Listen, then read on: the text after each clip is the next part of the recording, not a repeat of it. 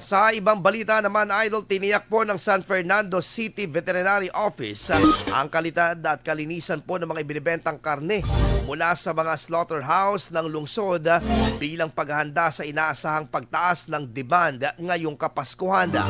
Ayon sa opisina, isinailalim po sa year-end assessment ang mga butchers at ang hog growers upang masigurong sumusunod ang mga ito sa wastong hygiene practices at may kaukulang sanitary at work permits mula sa City Health Office.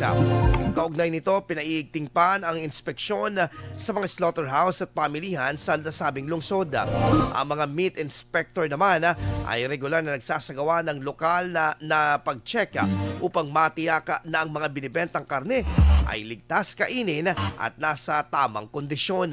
Pinaalalahanan din ang mga nagtitinda ng karne na mahigpit na sundin ang mga regulasyon sa kalinisan at tamang pagpoproseso ng karne.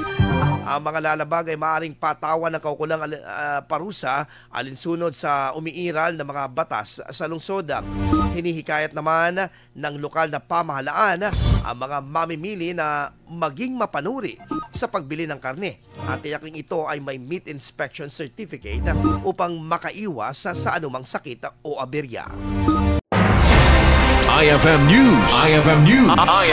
IFM News.